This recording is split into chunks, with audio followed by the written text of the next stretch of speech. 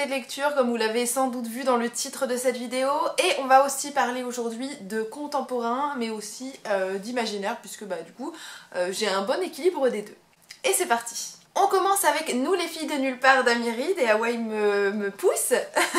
Il s'agit donc d'un contemporain jeune adulte. Enfin, il est adressé à un public jeune adulte, mais je pense très sincèrement qu'un public adulte saura l'apprécier, et d'ailleurs je pense qu'il fait partie de ces lectures nécessaires que tout le monde devrait faire dans sa vie, en particulier les jeunes filles, et puis je pense que c'est très important pour les garçons aussi, surtout s'ils ont tendance à reproduire des comportements parfois toxiques sans forcément s'en rendre compte, parce que le patriarcat nous les apprend malheureusement. Bref, tout ça pour vous dire qu'il s'agit d'une histoire qui va raconter le parcours d'une jeune fille qui va malheureusement quitter son lycée, puisqu'en fait elle va subir un viol, elle va le dénoncer et en fait personne ne va la croire et tout le monde va se foutre de sa gueule, ce qui est vraiment très sympathique. Elle déménage donc, et donc nous on va suivre une jeune fille qui va s'installer dans sa maison, celle qu'elle occupait avant, et elle va voir que sur les murs il y a des traces du passage de cette jeune fille, et vraiment des messages de désespoir forcément vu la détresse qu'elle a vécue. Et voilà, elle va chercher à s'intéresser à son parcours, elle va essayer de rétablir la vérité en fait à son sujet en essayant de faire entendre sa voix, plutôt que, comme d'habitude, de blâmer la victime d'un viol qui ne devrait jamais être la coupable de cet événement bien sûr. Elle va s'associer à deux jeunes filles qui font partie de son lycée, qui sont pas forcément parmi les plus populaires, puisque l'une d'entre elles en fait a le syndrome d'Asperger et du coup forcément c'est pas la personne qui est socialement admise par tout le monde, parce que les gens sont cons tout simplement et ne sont pas capables de voir en dehors des normes tout simplement, surtout si la société te laisse pas être ce que tu es. Et on suit aussi une autre jeune fille qui elle a un caractère bien trempé et ça fait du bien, qui voilà, elle n'hésite pas à dire ce qui va et ce qui va pas, et du coup forcément ça ne plaît pas. Elle appartient aussi à un cercle social qui est pas le plus favorisé du monde, et du coup on l'acceptera pas forcément à cause de ça. Bref, vous allez avoir ce petit trio qui est représenté, qui va essayer de rétablir la vérité et de montrer que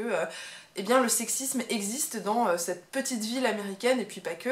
et qu'il y a des injustices à régler. Voilà pour l'histoire. Je tiens quand même à être en garde les personnes qui seraient sensibles au sujet du viol, parce que très clairement il y a des scènes de viol qui sont décrites dans ce livre-là. Je mets les points dessus tout de suite parce que c'est très important si c'est vraiment un sujet qui vous touche. Voilà, donc voilà, vous êtes prévenus, et puis on va passer à ce que j'en ai pensé. La première chose que j'ai appréciée dans ce livre-là, c'était la diversité au niveau des personnages, puisque comme je vous le disais, vous avez donc une jeune fille qui a le syndrome d'Asperger. Alors je sais pas si c'est romantisé, parce que voilà, moi je suis pas experte dans le sujet, et parfois c'est un peu romantisé dans les livres. J'ai pas eu le sentiment que ça l'était, mais là encore, je suis pas experte, donc si jamais vous le connaissez mieux, peut-être que vous aurez un point de vue plus approprié. Mais bon, ça fait déjà partie des types de personnages et des types de handicaps qu'on ne représente que très rarement dans les littératures, donc ça fait du bien d'avoir un point de vue différent. Vous avez aussi le personnage principal, j'ai oublié leur nom, alors ça c'est affreux, je suis très nulle avec les prénoms, qui pareil se prend des remarques parce que elle est ronde et que voilà, la grossophobie fait des ravages, et donc forcément vous avez encore un point de vue différent sur l'aspect féminin, puisque la féminité, on va vous dire que c'est pas les femmes rondes, bien sûr il faut être mince pour être féminine, tellement logique. Bref voilà, vous avez aussi droit à ce genre de discours là, et vous avez aussi l'autre personnage, l'autre fille du trio, qui donc elle est d'origine mexicaine, donc je le dis parce que pour le coup ça a une importance, parce qu'elle va se prendre un peu de racisme vis-à-vis de ça, bien sûr c'est horrible de dire ça, mais malheureusement c'est ce qui se passe. Et elle est aussi lesbienne, et du coup pareil, elle se prend une double discrimination dans la face, voire même triple, puisque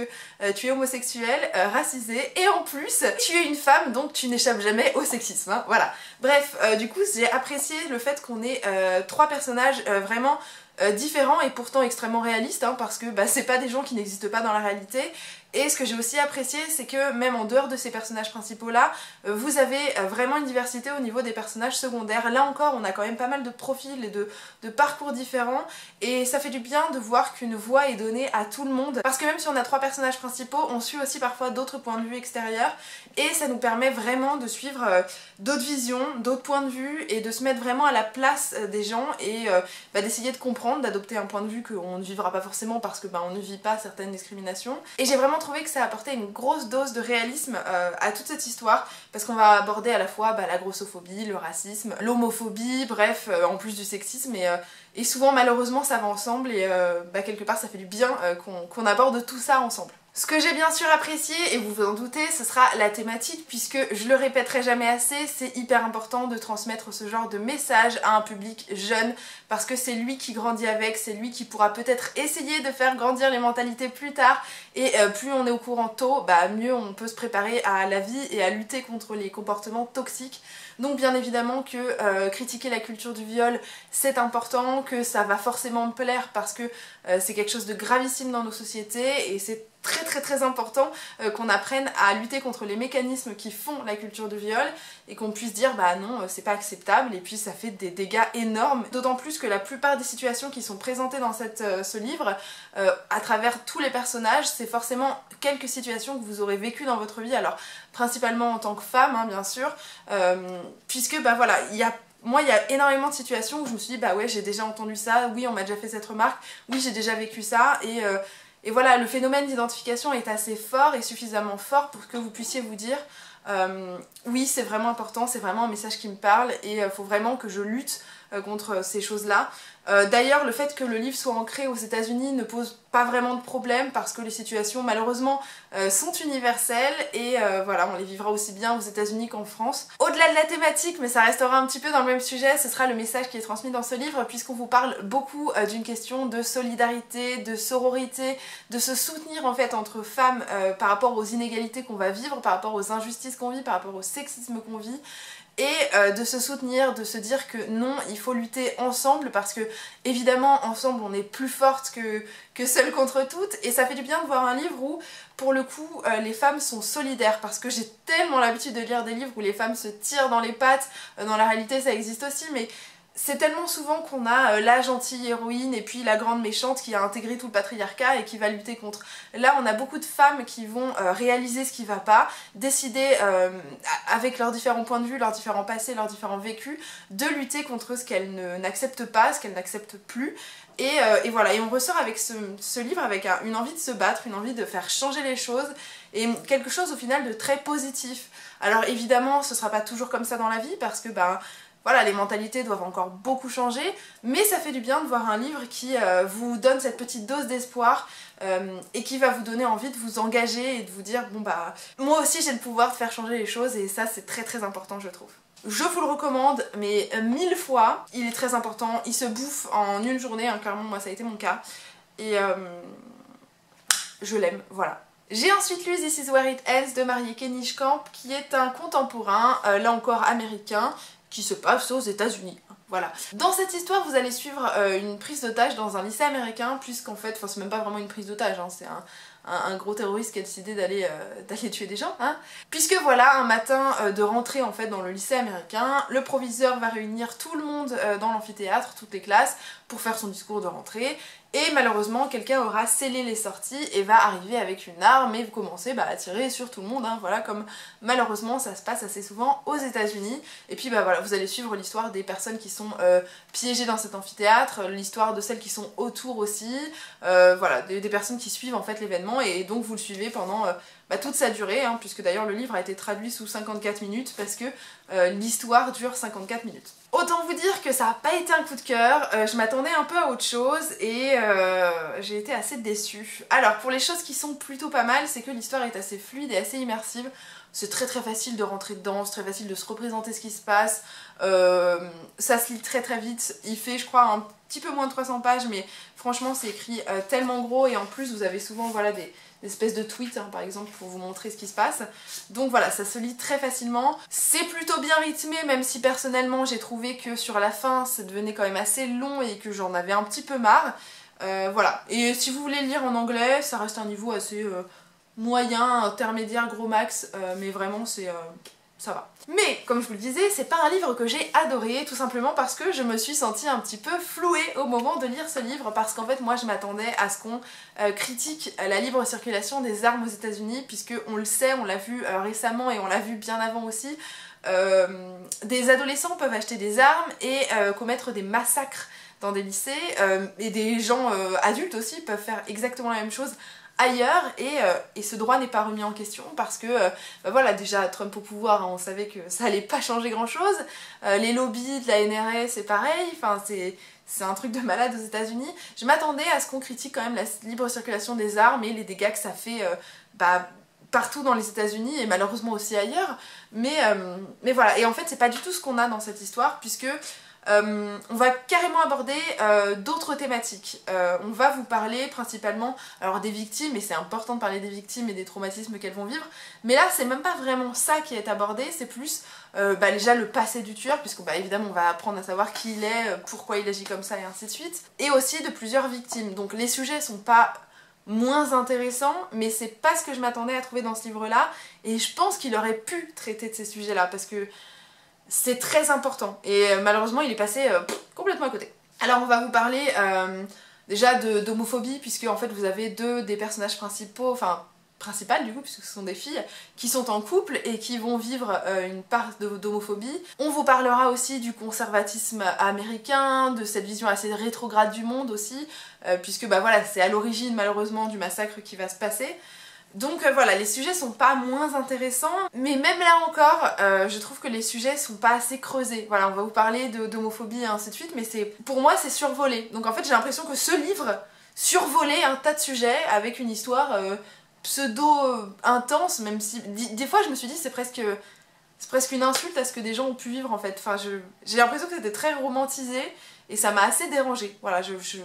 j'aime pas le sensationnalisme et là c'est presque ce que j'ai trouvé en fait. J'ai pas trouvé ça assez délicat parce que c'est un sujet très dur et je sais pas, j'ai trouvé que l'autrice se l'était approprié pour faire un joli livre mais pas un livre qui parle de grand chose et bah, ça j'aime pas. Donc bon, c'est clairement pas un coup de cœur, je pense clairement me séparer de ce livre là parce que bah, même s'il est pas très gros, bah, je l'ai pas spécialement aimé donc voilà, vous êtes prévenus pour mon avis mais n'hésitez pas à donner le vôtre si vous il vous a plu. J'ai ensuite lu Les Disparus du clair de lune de Christelle Dabos, donc le deuxième tome de La Passe Miroir, que j'avais très hâte de lire puisque le premier tome, je l'avais vraiment beaucoup aimé. Il faisait partie de mes meilleures lectures de l'année 2016 je crois. Donc voilà, j'avais très hâte de lire ce livre. Je savais à peu près que j'allais pas être déçue parce que tout le monde m'avait dit qu'il était encore mieux que le premier, sachant que j'avais adoré le premier. Bon, j'en attendais beaucoup, mais ça va, j'ai pas été déçue. Je vous ferai peut-être pas un résumé, hein, parce que très clairement tout le monde connaît ce livre, donc au pire, et vu que j'ai du mal à résumer ce livre en fait, je vais vous mettre un petit lien vers le premier tome, comme ça si vous ne connaissez pas vous aurez l'histoire. On est donc dans un récit imaginaire, et je crois que c'est l'un des trucs que j'aime le plus dans cette saga, c'est l'univers. Je l'avais adoré dans le premier tome, c'est une des choses qui m'avait séduite immédiatement, et j'ai été très contente de retrouver cet univers, de voir qu'il était toujours aussi bien travaillé, qu'il était toujours aussi fouillé, qu'il était toujours aussi fascinant, qu'il était toujours aussi immersif, parce que très clairement, voilà, c'est ce que j'aime dans une histoire et dans un univers, c'est qu'on pourrait créer 1000 histoires dans un même monde, parce qu'il est très bien construit, et que bah voilà, vous pouvez presque vous l'approprier en tant que lecteur, et je trouve que c'est un premier pas qui est capital pour moi dans une histoire. Du coup j'ai vraiment adoré creuser encore plus cet univers, découvrir de nouveaux mondes, découvrir de nouveaux personnages, approfondir ma connaissance d'autres personnages et peut-être même changer de point de vue. Je me suis vraiment sentie impliquée et intégrée dans cet univers, et voilà, pour moi c'est une réelle satisfaction en tant que lectrice. Donc déjà c'était un point énorme de retrouver ça. Ce que j'ai aussi beaucoup apprécié dans cette histoire et que j'ai peut-être plus trouvé dans le deuxième que dans le premier tome, c'est le côté mystérieux voire même thriller qu'on a dans ce deuxième tome, puisque pour moi il a renforcé la magie et l'intérêt que j'avais pour cet univers et cette histoire, ou même encore les personnages. On a envie de comprendre ce qui se passe, on a envie de comprendre ce qui se prépare, et du coup toute cette petite recherche sur cet univers, bah, ça nous permet de l'approfondir, de connaître encore plus les personnages, de s'attacher encore plus à Ophélie, parce que je l'appréciais dans le premier tome, mais je pense que je l'ai encore plus aimé dans ce deuxième tome. Ça nous permet vraiment d'approfondir notre connaissance de ce monde-là, de le fouiller davantage, et c'est quelque chose que j'ai trouvé super important et super intéressant. Une des choses aussi que j'aime beaucoup dans cette saga, c'est le côté coulisses en fait que nous propose l'autrice, parce que même si on a un personnage principal, une héroïne qu'on va suivre, elle n'est pas, voilà, l'héroïne flamboyante qui prend toute la place, qui est la plus visible et qui est la plus, j'en sais rien moi, charismatique. Déjà on n'a pas un personnage principal, on va dire traditionnel, parce que souvent, voilà, on a quelqu'un d'assez charismatique, et là, Ophélie, elle est au final elle est très normale, j'ai envie de vous dire, c'est presque une personne qui pourrait être vous, que vous pourriez connaître, enfin c'est déjà super chouette, mais du coup cette place dans les coulisses, ça nous permet aussi de voir l'histoire d'un point de vue différent. C'est pas la personne qu'on va regarder en premier, elle va beaucoup observer ce qui se passe, mais ça vous permet aussi d'avoir une vision hyper critique de ce qui l'entoure, de prendre énormément de recul sur ce monde-là, et du coup de le découvrir de façon encore plus profonde et presque même enrichie. Du coup, moi j'aime beaucoup cette place qu'on a dans les coulisses, ça nous permet de découvrir les personnages d'un œil différent, de découvrir les événements d'un œil différent, ça renforce le suspense et le rythme de cette histoire, ça lui donne vraiment cette aura particulière. C'est vraiment un point de vue qui n'est pas souvent adopté dans la littérature jeunesse, dans la littérature tout court même je dirais, et je pense que c'est l'une des choses que j'apprécie le plus. C'était déjà quelque chose qui m'avait séduite dans le premier tome, et là pareil, ça rebelote, ça a recommencé. Autre et l'une des dernières choses que j'ai adoré avec ce livre-là, c'est la capacité de Christelle Dabos à vous proposer des personnages qui sont hyper bien développés, avec une psychologie qui est très très bien travaillée, et qui fait que vous ne pouvez pas ne pas les comprendre, pas ne pas les percevoir, parce que je pense qu'elle perçoit justement très bien la réalité du monde, des gens, de leur psychologie, et du coup elle retransmet ça hyper bien dans ses livres, ce qui fait que par exemple je me suis attachée à des personnages que j'avais pas spécialement appréciés dans le premier tome, j'ai approfondi ma connaissance d'autres personnages, j'ai adoré en découvrir de nouveaux, avec de nouvelles problématiques par exemple. J'aime vraiment ce que fait Christelle Dabos avec la psychologie de ces personnages, ça me plaît énormément. C'est jamais manichéen et du coup c'est vraiment ça qui me plaît. Voilà, même si malgré tout je déteste toujours Thorne, je ne l'apprécie pas depuis le premier tome, je pense que je ne l'aimerai jamais, je ne comprends pas qu'on puisse l'apprécier parce qu'il est absolument affreux, mais bon voilà, libre à vous si vous l'aimez. Moi je pense que... En tout cas ça s'est pas amélioré dans le deuxième tome, peut-être que ça changera dans le troisième, mais... Pour moi, il est vraiment détestable en fait. Bref, si vous hésitiez à lire le premier tome, je vous en conjure, n'hésitez plus. Et puis, si vous avez aimé le premier, vous devriez clairement apprécier le deuxième. Voilà. Et enfin, dernier livre de cette update lecture, déjà très long, hein, il s'agit du Puits des Mémoires de Gabriel Katz, le premier tome de la saga du Puits des Mémoires. Pour l'histoire, vous allez suivre en fait au tout début du récit trois hommes qui vont se réveiller dans un chariot. Ils sont dans des cercueils, enfin en tout cas ils sont piégés. Ils vont s'échapper de leur petit cercueil, sauf que voilà, ces trois hommes vont s'apercevoir qu'ils ne se souviennent de rien, pas même de leur prénom. Voilà, ce sont trois hommes adultes et ils ne savent pas qui ils sont, où ils vont, où ils sont d'ailleurs. Ah oui, j'ai oublié de vous préciser que quand ils se réveillent, on va aussi les attaquer direct parce qu'apparemment ils ont fait quelque chose de mal, mais ils ne savent pas quoi. Du coup ça change beaucoup de choses dans l'histoire. C'est donc un livre de fantasy adulte, et voilà, que dire de plus, je ne sais pas, je vais vous parler de mon avis surtout. Alors, j'avais entendu énormément de bons avis sur le Puits des Mémoires, moi-même j'en attendais énormément parce que j'adore Aeternia, tome 1 et 2, hein, voilà, ça a été un coup de cœur énorme. Malheureusement pour moi, le Puits des Mémoires ça n'a pas été autant le coup de foudre, c'est une lecture que j'ai apprécié faire, mais qui restera un peu en demi-teinte. Alors je pense que c'est aussi par rapport à tous les bons avis que j'ai entendus, qui m'ont clairement fait placer la barre très haut, en plus d'Aeternia. Bon alors évidemment la première chose que j'ai aimé ce sera le concept, hein, puisque bien sûr j'ai trouvé ça hyper intriguant, hyper cool, enfin des gens qui ne savent pas ce qu'ils sont, où ils vont et ce qu'ils ont fait pour qu'on leur veuille à bord. Forcément ça fait qu'on se pose des questions et qu'on a envie de savoir pourquoi, hein. Ça implique un peu de suspense et ça va rythmer le récit, et ça c'est une chose que j'ai trouvé assez chouette. En plus, ça fait que les personnages, vous allez plus facilement vous identifier parce que vous-même, vous ne savez pas ce qui se passe, donc vous allez vous poser exactement les mêmes questions qu'eux, vous allez chercher à savoir ce qui s'est passé,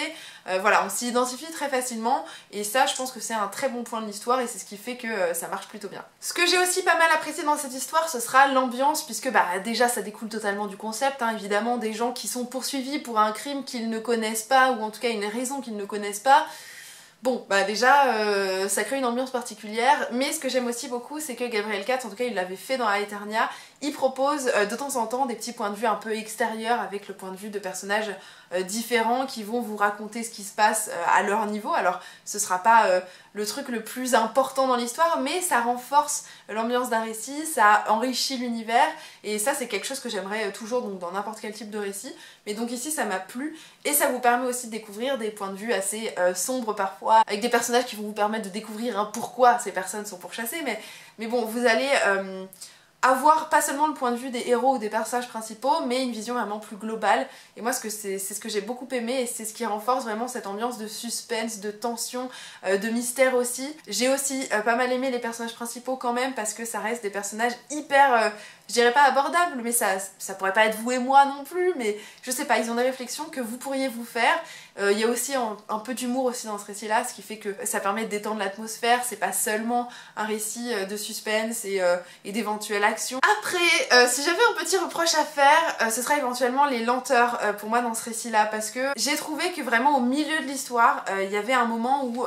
on perdait en suspense et on perdait un peu en intérêt, et moi c'est ce moment-là où je me suis dit qu'effectivement cette lecture-là n'était probablement pas un coup de cœur. Ça s'était plutôt bien passé au début, mais il y a des moments où je me suis pas forcément ennuyée dans l'histoire, mais c'était parfois des schémas un peu plus répétitifs, parce que voilà, les héros bah ils sont comme vous et moi, c'est pas les héros les plus flamboyants du monde, et du coup ils se posent des questions, ils cherchent des choses, et voilà, et donc l'histoire prend plus de temps à ce moment-là, puisque bah on n'est pas dans de l'action tout le temps.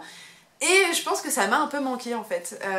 Je sais pas si c'est l'organisation des chapitres qui me convenait pas, ou si c'est ce moment-là de l'histoire spécifiquement qui me parlait pas, mais voilà, j'ai trouvé qu'il y avait des lenteurs, et je pense que c'est ce qui a fait que ça n'a pas été un coup de foudre comme à Eternia, là où à Eternia pour le coup était ultra bien rythmé. Voilà, ça n'a pas été aussi fluide je pense pour moi, et du coup bah, je me suis un petit peu ennuyée parfois. C'est ce qui a fait, je pense que c'est en demi-teinte. Et le deuxième élément, ce sera un peu la représentation féminine, parce que si dans Aeternia c'était quand même un peu plus varié, là les femmes ont vraiment une place assez moisie quand même, hein. Voilà, alors je sais que c'est un univers médiéval, que oui, à cette époque-là, les femmes, clairement, elles avaient pas du tout de droit. Malgré tout, je pense que ça veut pas dire que parce qu'elles avaient pas de droit, elles avaient pas de caractère et qu'elles avaient pas de libre arbitre. Et quand je vois que Gabriel Katz leur a quand même donné un peu plus de place dans Aeternia, je m'attendais, je pense, à retrouver ce type de personnage aussi dans Le Puits des Mémoires, ce qui n'a pas été le cas.